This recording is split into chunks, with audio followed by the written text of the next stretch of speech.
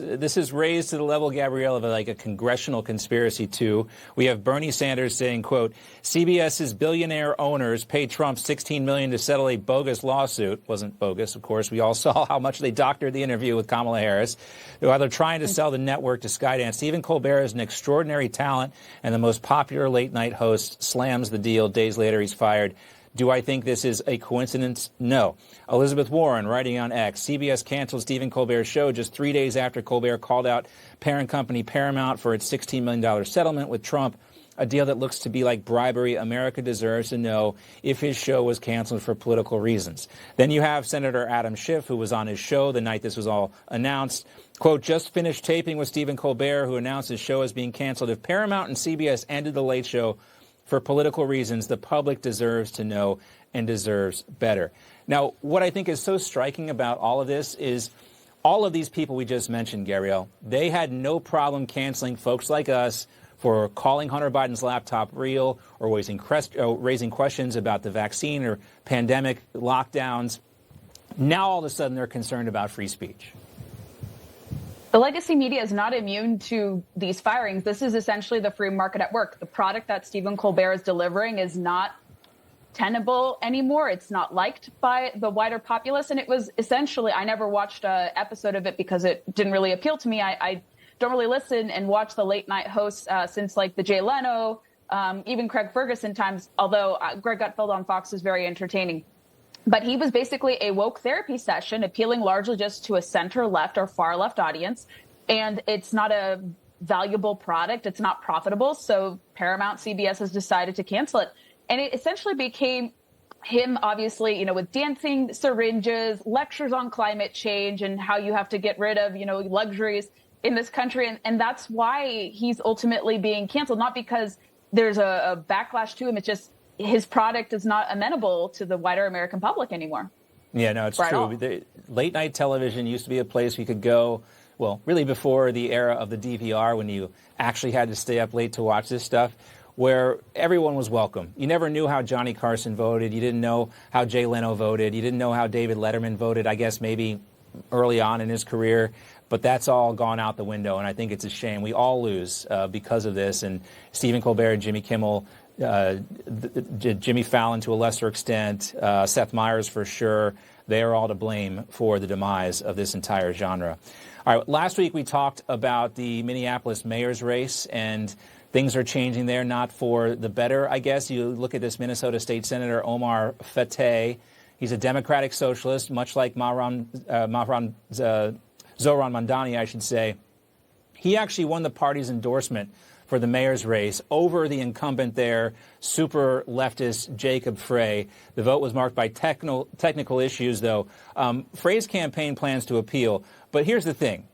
Jacob Frey did everything he possibly could to pander to the far left flank of the Democratic Party. He prostrated himself, laid down before George Floyd's coffin. You can see him here dancing to appease the Somali community in Minneapolis. It's just not enough, Haley, because you can never appease the far left enough. You give them an inch, they demand a yard, and this is a perfect example of that. Yeah, this is like, do you know that childhood book, if you give a mouse a cookie, if you give a mouse a cookie, he's going to want a napkin, he's going to want a glass of milk. I mean, to your point, this is what the Democrats want. And it's no longer enough to be a white, straight man in the Democrat Party. You have to up the ante somehow. You have to be a DEI hire. You have to check some kind of a identity politics box. And honestly, Gen Z and millennial Democrats, they are so progressive. They hate this country. And what better if you hate this country than to elect a Democratic Socialist who will ruin it?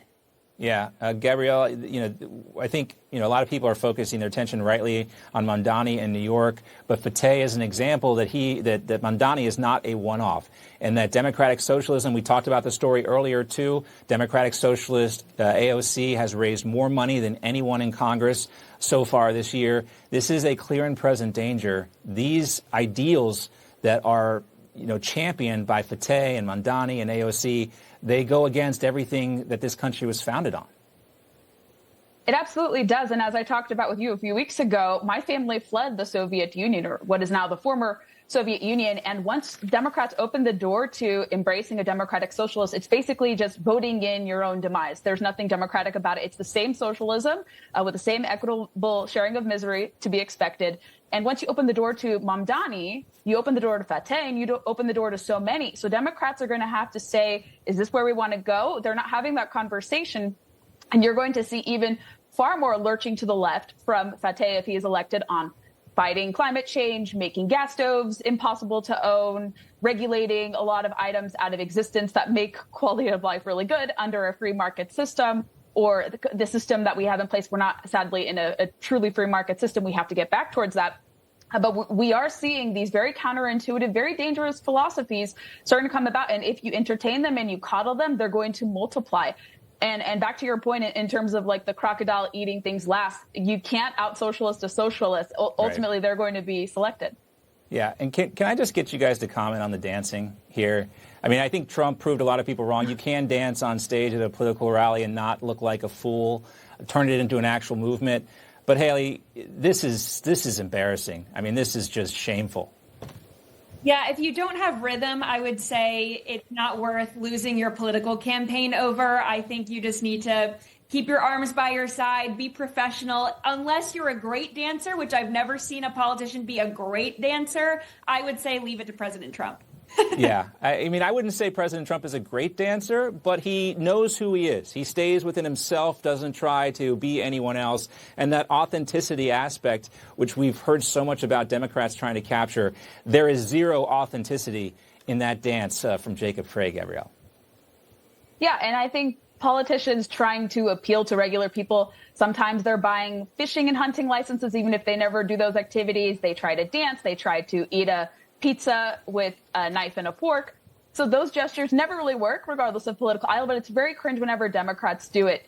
And so I don't have any rhythm. I wouldn't dance if I were in his shoes. But yeah, if you can't dance, don't dance. Yeah. Lesson for all politicians out there. Be authentic. And if you can't dance, don't do it. All right. We got more with Gabrielle and Haley coming back with us in just a little bit. We are